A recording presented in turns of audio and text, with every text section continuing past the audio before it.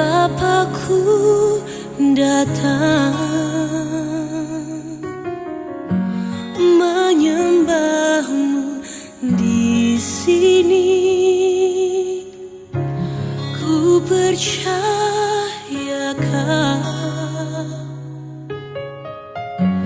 ada bagiku. Tak usah ku takut sebab kau sertaku. Tak usah ku bimbang, kau di dalamku. Tak usah ku cemas, kau penghiburku. Saat ku lemah, kau kuatku. Ku nyanyi haleluya,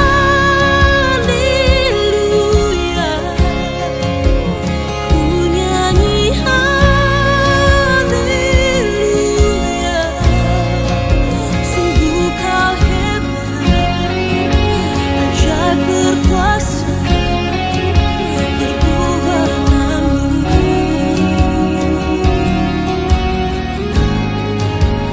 Ku nyanyi haleluya, ku nyanyi haleluya.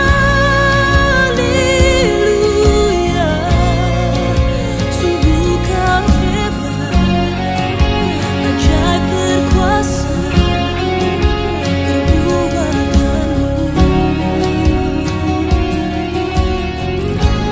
di hidupku.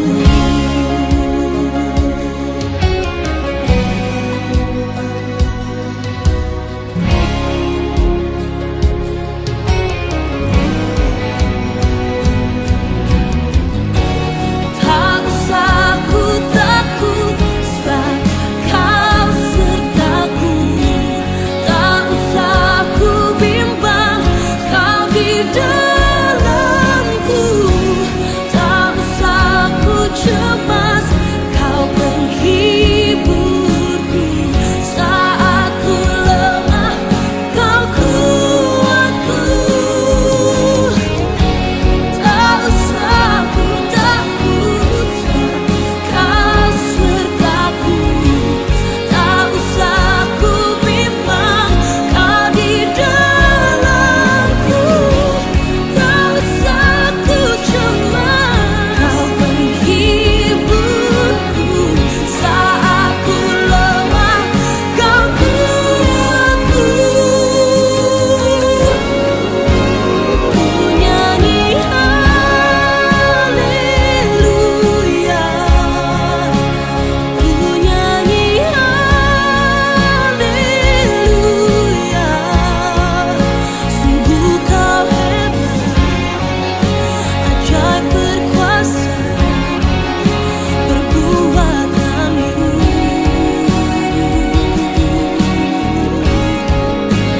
Ku nyanyi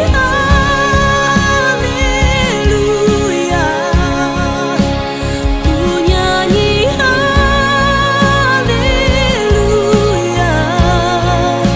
Sungguh kau hebat, ajaib berkuasa, perbuatanmu di hidupku.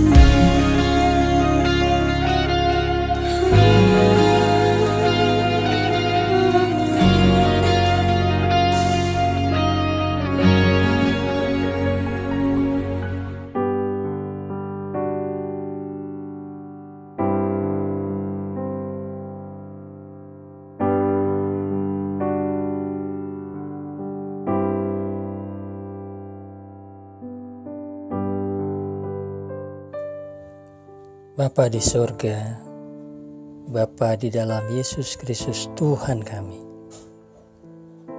Dalam masa pandemi corona ini yang sudah berlangsung sekian minggu, sekian bulan, ini yang anak-anak-Mu kami semua alami dalam kekhawatiran, kedukaan kami. Tuhan Yesus, kami berdoa Dan kami percaya Engkau hadir untuk kami. Dan biarlah kehadiran-Mu itu menguatkan kami ya Bapa, supaya kami tidak khawatir, tidak cemas, karena Engkau Allah kami yang hidup. Bawa kami ke dalam pengenalan akan Engkau ya Allah. Bawa kami ke dalam kasih-Mu yang ajaib. Biar kami boleh memandang selalu akan Engkau, ya Yesus Tuhan kami. Tuhan Juru Selamat kami, yang sudah mati dan bangkit buat kami. Berkati kami semua anak-anak-Mu untuk mengikuti persekutuan doa malam ini. Yang Bapa boleh hadir, menguatkan, meneguhkan kami. Berkati ya Bapa yang baik. Dalam nama Yesus Tuhan kami berdoa. Amin.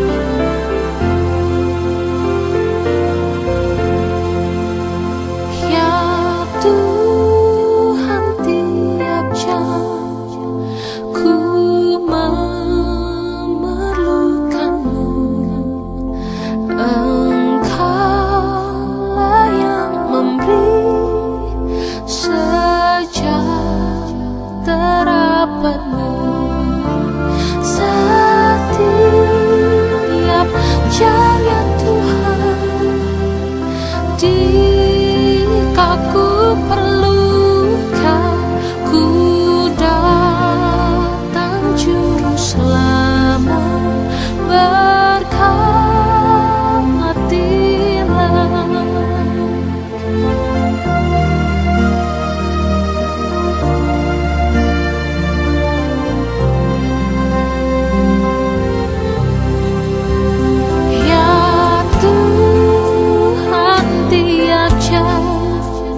Di suka dukaku, jikalau Tuhan jauh, percuma hidupku. Setiap jaya Tuhan, jika ku perlukan, ku datang Juru Selamat, berkatilah.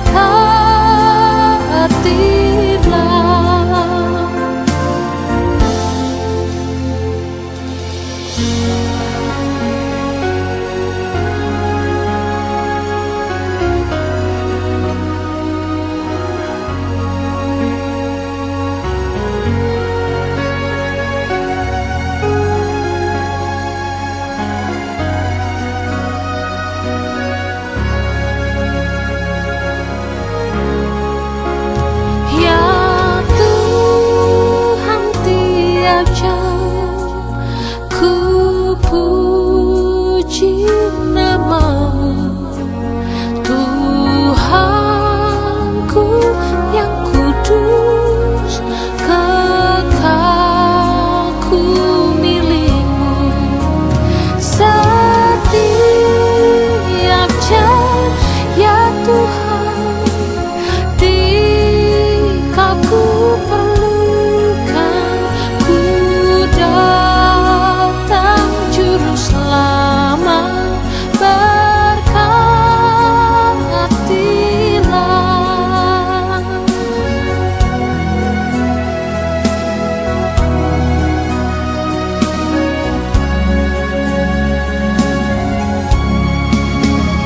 Ya Tuhan, tiap jam penuhi hatiku,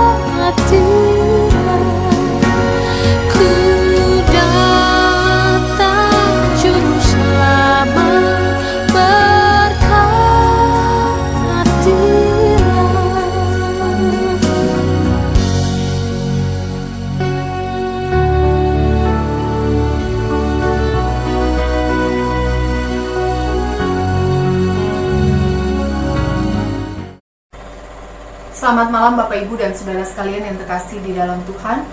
Kita bersyukur kepada Tuhan untuk waktu dan kesempatan malam hari ini yang Tuhan berikan kepada kita untuk kita boleh bersama-sama bersekutu dengan Tuhan. Mari kita berdoa terlebih dahulu sebelum kita membaca dan merenungkan firman Tuhan. Mari kita berdoa. Bapa di dalam surga, kami sungguh mengucap syukur karena kasih setia Tuhan tidak berkesudahan di dalam kehidupan kami. Kami mengucap syukur karena penyertaan Tuhan sungguh nyata dan kami boleh rasakan tiap-tiap hari dalam kehidupan kami di tengah-tengah situasi dan kondisi yang sedang kami hadapi saat ini. Terima kasih Tuhan, Tuhan menyertai kami dalam kehidupan kami masing-masing. Terima kasih Tuhan menyertai kami di dalam kehidupan keluarga kami. Terima kasih Tuhan menyertai kami di dalam kehidupan usaha pekerjaan kami. Terima kasih ya Tuhan. Dan pada malam ini kami bersyukur untuk waktu kesempatan yang Tuhan berikan di mana kami boleh bersama-sama memuji, memuliakan Tuhan. Bersama-sama kami boleh menaikkan doa-doa dan permohonan kami kepada Tuhan. Dan bersama-sama kami juga akan belajar kebenaran firman Tuhan. Kami bersyukur Tuhan untuk firman Tuhan yang terus Tuhan berikan, yang terus Tuhan nyatakan kepada kami. Firman-Mu yang adalah pelita bagi kaki kami dan terang bagi jalan kami, yang akan menuntun kehidupan kami, agar kami boleh senantiasa hidup seturut dengan kehendak-Mu. Terima kasih Tuhan, kami menyerahkan waktu ini sepenuhnya ke dalam tangan Tuhan. Mohon Tuhan memimpin dan memberkati setiap kami. Di dalam nama Tuhan Yesus kami berdoa, kami bersyukur. Amin. Bapak Ibu dan Saudara sekalian yang terkasih di dalam Tuhan, pada malam hari ini kita akan bersama-sama merenungkan kebenaran firman Tuhan dari kitab Ayub. Saya akan bacakan kitab Ayub pasal 42 ayat yang pertama hingga ayat yang ke-6. Demikian firman Tuhan.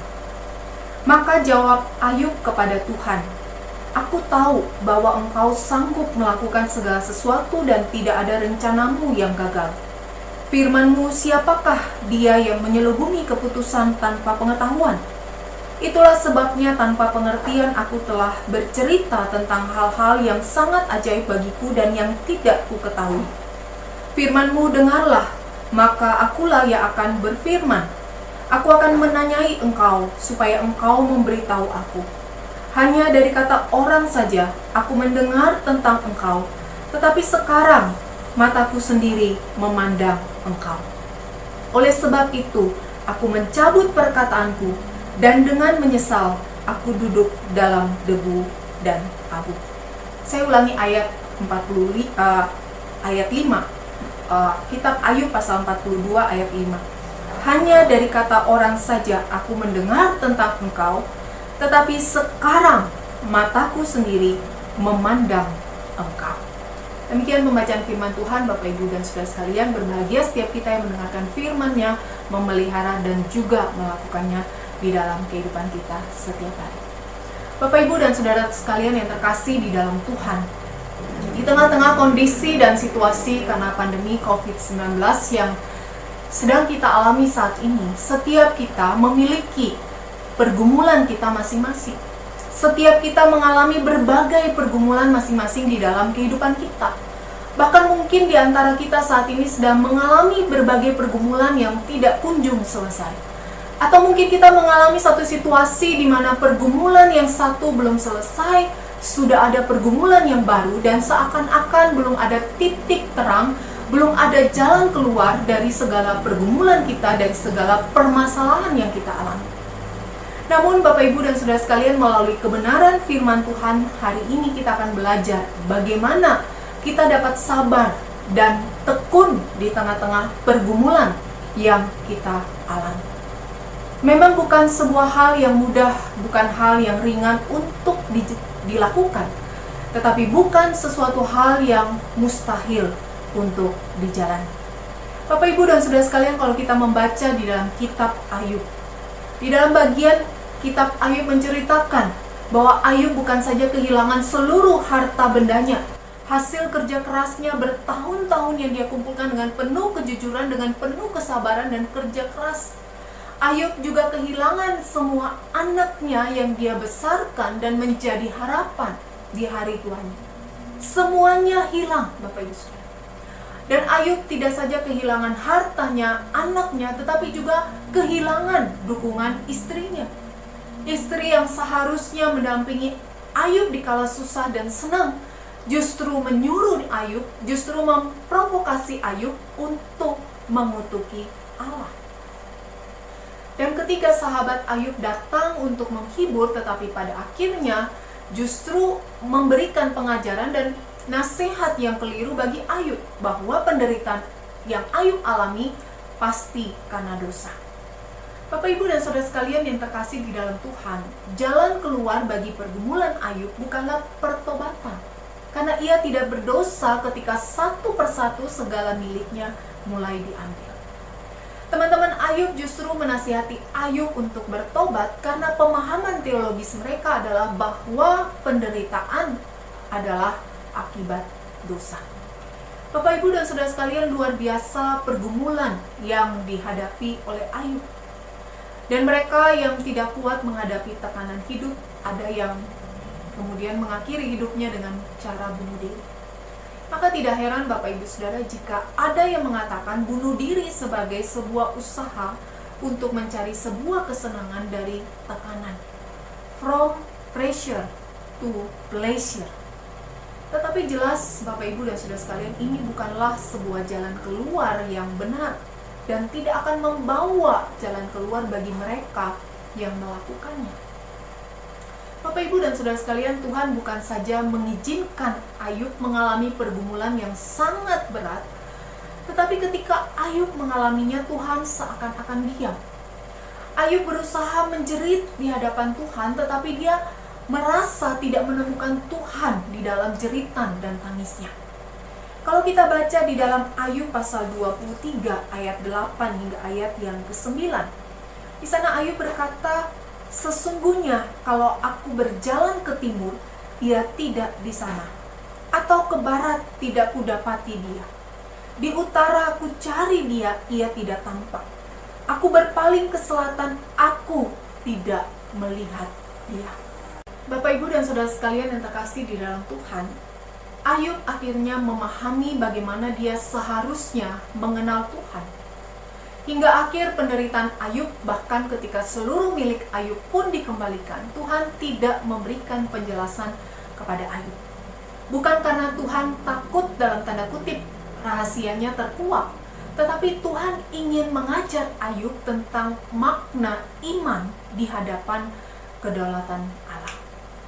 Bapak, Ibu, dan Saudara sekalian dikasihi oleh Tuhan, Ayub akhirnya mengenal Allah dengan lebih baik. Di dalam bagian yang kita baca tadi, di dalam Ayub 42 ayat yang kelima, Ayub berkata, hanya dari kata orang saja aku mendengar tentang Engkau, tetapi sekarang mataku sendiri memandang Engkau. Bapak, Ibu, dan Saudara, Ayub merasakan sendiri arti berelasi dengan Allah yang berdaulat di dalam pergumulannya.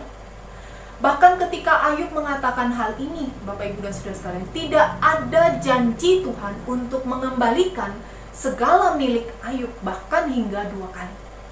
Ini adalah keputusan sepihak dari Tuhan yang tidak pernah dijanjikan dan dikomunikasikan sebelumnya kepada Ayub. Jadi Bapak, Ibu, dan Saudara, kelegaan Ayub mengenal Allah bukan karena janji-janji Tuhan. Jika dia dengan tekun, dengan setia melewati pergumulan yang dihadapinya. Tetapi Ayub lega karena dia tahu bagaimana seharusnya bersikap di hadapan Allah yang berdaulat. Bapak, Ibu, dan Saudara sekalian, inilah iman yang sejati. Iman yang tidak reaktif dan tidak terikat oleh hukum sebab akibat. Jika Allah memberkati, maka kita baru mau mengikut Dia. Allah mengajar Ayub bahwa yang paling penting di dalam pergumulan hidup bukanlah kehilangan harta, tetapi jangan sampai Ayub kehilangan Allah. Bapak, Ibu, dan Saudara sekalian yang terkasih di dalam Tuhan, lebih dari 1000 tahun kemudian pemazmur di dalam imannya menulis. Di dalam Mazmur 73 bait 25 dan 26, pemazmur berkata, siapa gerangan ada padaku di sorga selain Engkau? Selain Engkau tidak ada yang kuingini di bumi. Sekalipun dagingku dan hatiku habis lenyap, gunung batuku dan bagianku, tetaplah Allah selama-lamanya. Bapak, Ibu, dan Saudara sekalian yang terkasih di dalam Tuhan, banyak orang begitu jenuh dan tertekan ketika menghadapi segala macam pergumulan hidupnya. Pertanyaannya, mengapa? Karena seringkali kelegaan kita diletakkan pada terlepasnya kita dari pergumulan tersebut. Bapak, Ibu, Saudara, jika kita hanya memandang pada pergumulan kita selesai dan itu pun masih ada syarat lagi, yaitu selesai dengan happy ending. Pertanyaannya, bagaimana mungkin kita akan mendapatkan berkat pengenalan akan Allah? Bapak, Ibu, dan Saudara yang terkasih di dalam Tuhan, banyak orang lebih terfokus pada berkat Tuhan daripada pemberi berkat. Berkat seharusnya menjadi alat untuk mengenal pemberi berkat, yaitu Tuhan. Tetapi yang sering kali terjadi adalah kita mengenal Tuhan yang memberikan berkat agar kita diberi berkat. Bapak, Ibu, dan Saudara, Ayub saleh di hadapan Tuhan, tetapi dia menerima kemalangan di dalam hidupnya. Rasul Paulus mengalami titik balik yang drastis di dalam kehidupannya ketika dia bertemu dengan Tuhan. Dan setelah itu dia dianiaya, dia dipenjarakan, dan dia hampir mati dan sebagainya. Tetapi Bapak, Ibu, dan Saudara sekalian, apa yang membuat Paulus dan Ayub serta pahlawan-pahlawan iman yang lain tetap bersabar di kancah pergumulan yang mereka hadapi? Yaitu ketika kehidupan kita mengerucut kepada Tuhan, kepada Kristus, maka kita beroleh kelimpahan dan kelegaan. Bapak, Ibu, dan Saudara sekalian dikasihi oleh Tuhan, ada seorang wanita yang kini mungkin berusia sekitar 70 tahun. Dia tinggal di Amerika, seorang Kristen. Dia adalah seorang Kristen yang saleh. Dia bernama Joni Eareckson Tada. Dia terlahir sebagai gadis normal yang menyukai menunggang kuda, hiking, tenis, dan berenang. Namun pada usia 18 tahun, tepatnya pada musim panas Juli 1967, seluruh hidupnya berubah ketika Joni mengalami kecelakaan ketika menyelam karena dia tidak tahu dia terjun ke perairan yang dangkal. Lehernya patah dan dia menderita quadriplegic, yaitu kelumpuhan total dari bahu hingga ke ujung kaki. Dan dia harus menghabiskan hidupnya di kursi roda. Bapak, Ibu, Saudara, pemulihan Joni bukanlah suatu masa yang mudah. Dia bergumul selama 2 tahun dengan penuh kemarahan, mempertanyakan mengapa Tuhan membuat dia mengalami musibah semacam itu. Dia depresi dan beberapa kali dia juga berpikir untuk mengakhiri hidupnya. Namun Joni kemudian berpartisipasi di dalam berbagai macam program pemulihan yang mengajarkan kepadanya bagaimana hidup dengan kelumpuhannya dan bagaimana firman Tuhan memberikan kekuatan di dalam hidupnya. Firman Tuhan mengubah pandangan hidupnya. Dia tidak lagi penuh depresi oleh karena pergumulan hidupnya, tetapi akhirnya dia dapat menjadi berkat bagi banyak orang di dalam pergumulan dan keterbatasan hidupnya. Bapak, Ibu, dan Saudara sekalian, kita seringkali terpaku kepada tujuan akhirnya saja dan kita melupakan proses yang Tuhan berikan untuk kita lalui.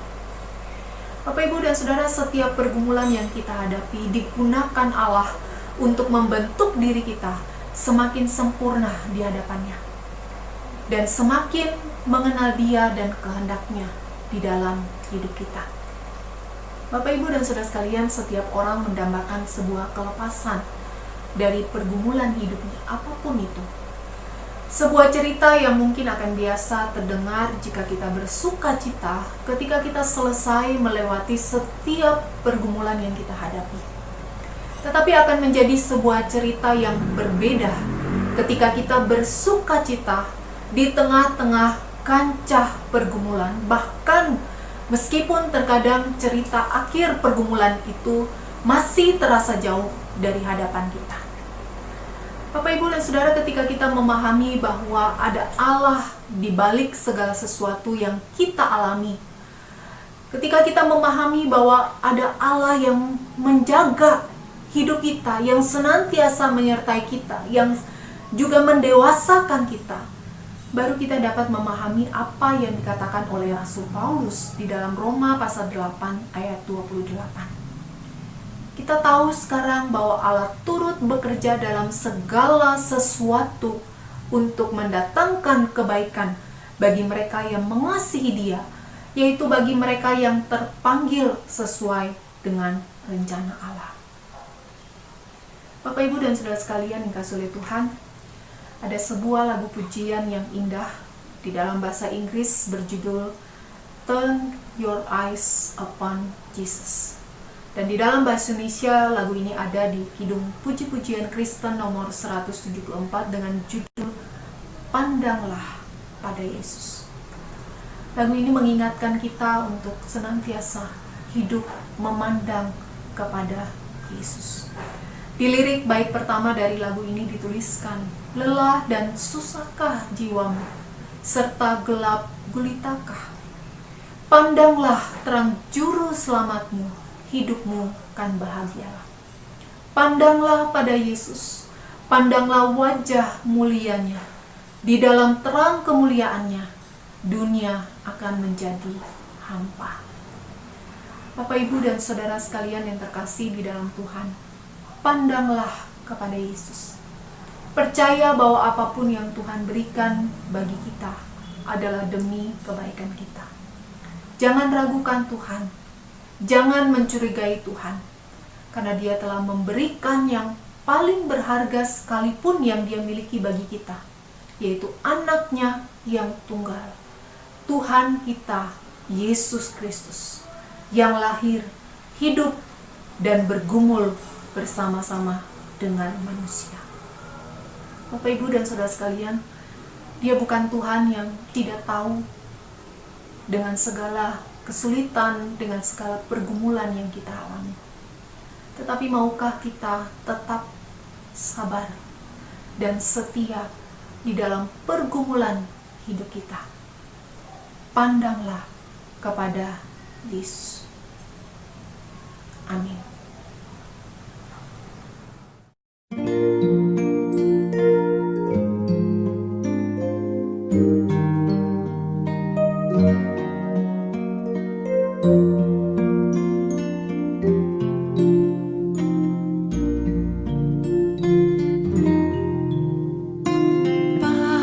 Pandanglah pada Yesus, pandanglah wajah mulianya.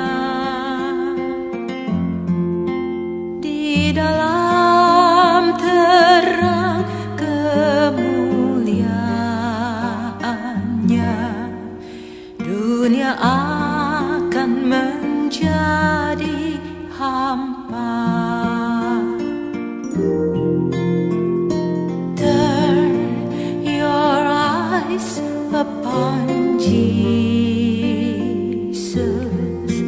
Look full in His wonderful face, and the things of earth will grow strange, leading in the light of His glory and grace.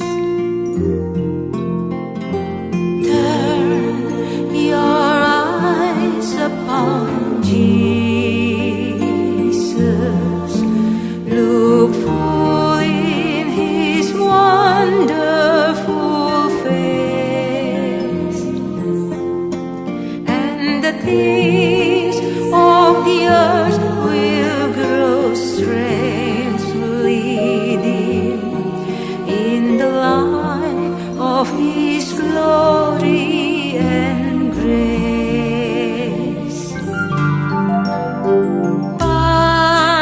Pandanglah pada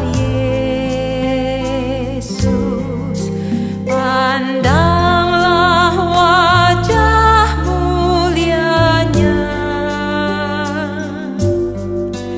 Di dalam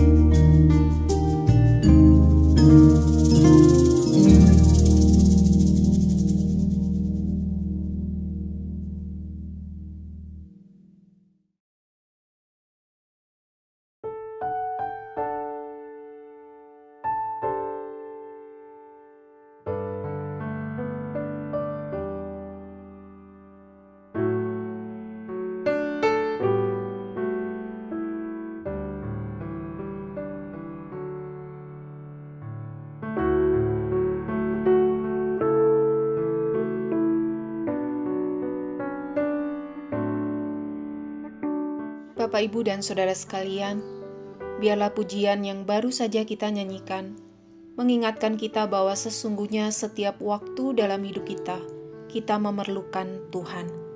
Saat ini mari kita datang ke hadapan Tuhan, membawa setiap doa kita, dan memohon berkat dan anugerah kasih-Nya bagi kita.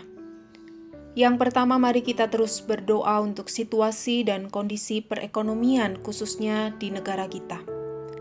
Dengan adanya kebijakan-kebijakan baru new normal, kita berdoa dan berharap agar perkembangan ekonomi dapat pulih kembali. Kita juga berdoa untuk para pengusaha, para karyawan, dan kita juga berdoa untuk setiap usaha pekerjaan kita masing-masing. Mohon Tuhan menolong dan menyertai. Mari kita berdoa.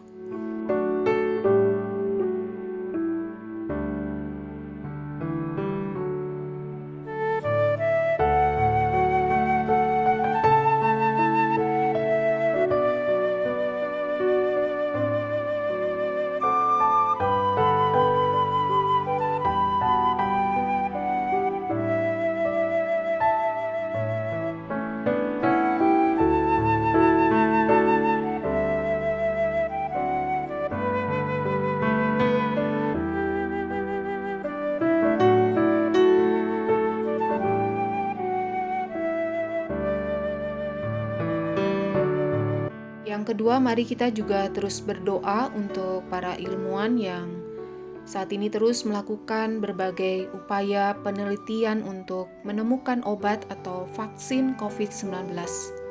Kita mohon Tuhan menuntun dan memberikan hikmat bagi mereka sehingga vaksin ini dapat segera ditemukan. Kita juga terus berdoa untuk para tenaga kesehatan yang mengalami keletihan.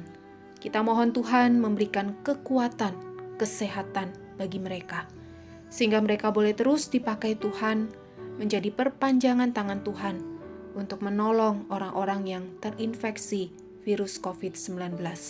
Mari kita berdoa.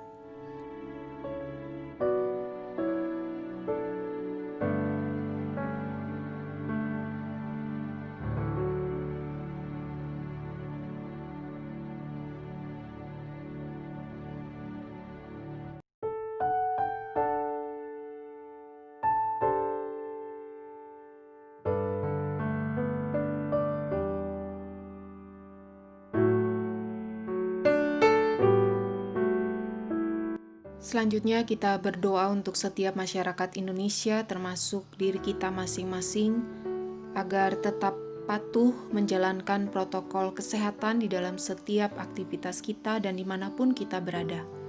Kita juga boleh terus memahami bahwa setiap kebijakan atau aturan new normal yang diberlakukan ditujukan lebih kepada usaha pemerintah untuk memulihkan keadaan ekonomi di negara kita, sehingga kita boleh tetap melakukan setiap aktivitas kita dengan bijak.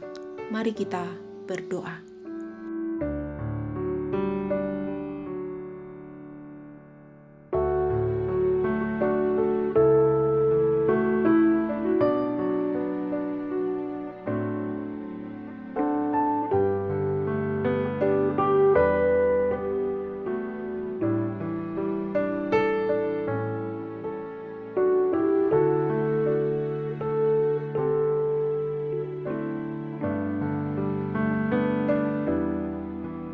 Selanjutnya kita juga berdoa bagi gereja-gereja Tuhan di Indonesia yang memiliki wacana untuk mengadakan ibadah offline. Kiranya Tuhan yang menuntun dan memberikan hikmat agar gereja-gereja dapat menyikapi dengan bijak, dengan melihat situasi dan kondisi yang ada, sehingga tidak terburu-buru di dalam mengambil keputusan dan dapat mempersiapkan segala sesuatunya dengan baik. Mari kita berdoa.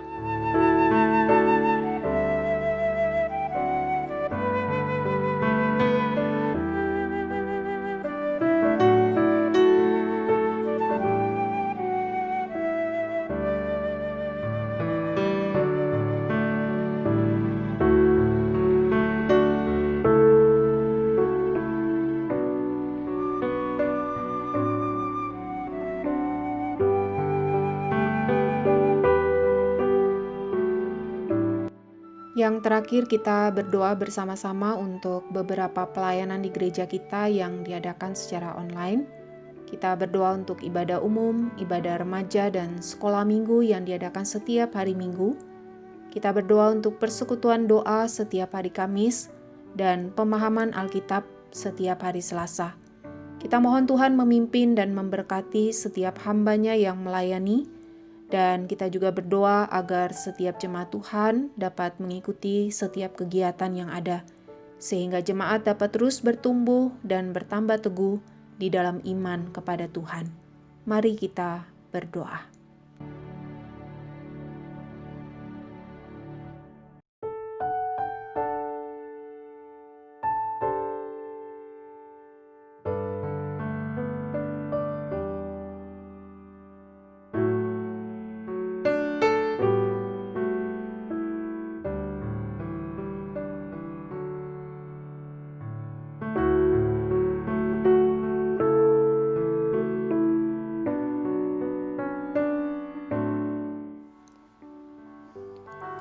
Bapak, Ibu, dan Saudara sekalian, saat ini kita semua mengalami satu situasi yang sulit karena pandemi COVID-19, dan kita tidak tahu kapan akan berakhir.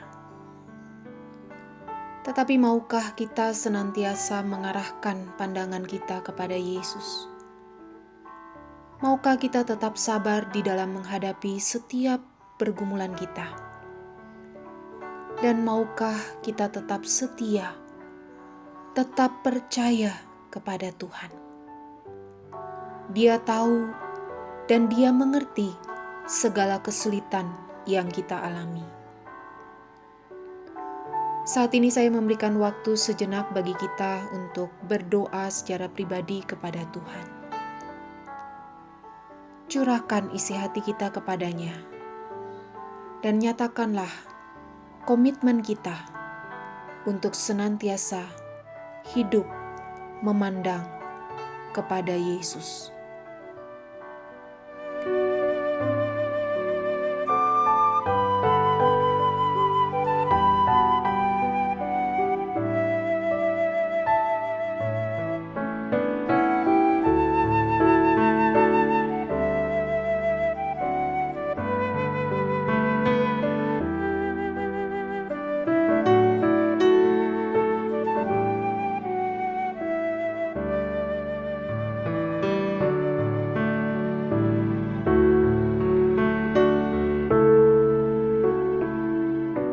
Bapa di dalam surga, inilah setiap kami di hadapan-Mu. Inilah setiap penyerahan kami, doa kami, dan komitmen kami kepadamu. Kami mau tetap sabar di dalam menghadapi setiap pergumulan kami, dan kami mau terus hidup senantiasa memandang kepada Yesus. Tolong kami, ya Tuhan. Kami serahkan seluruh kehidupan kami sepenuhnya ke dalam tangan kasih Tuhan. Terima kasih Tuhan atas pimpinan-Mu dan berkat-Mu di dalam persekutuan doa kami pada malam ini. Terpujilah nama-Mu. Di dalam nama Tuhan Yesus, kami bersyukur, kami berdoa. Amin.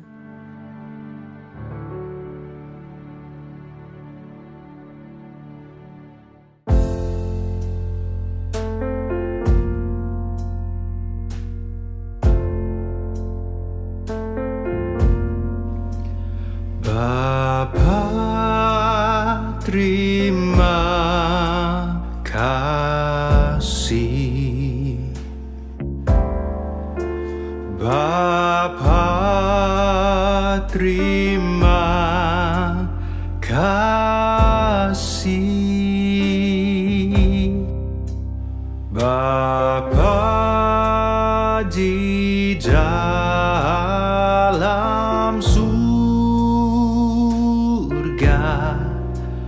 puji, terima kasih.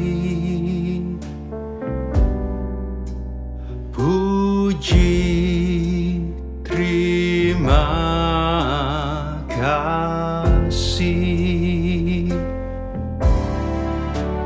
Bapa, terima kasih.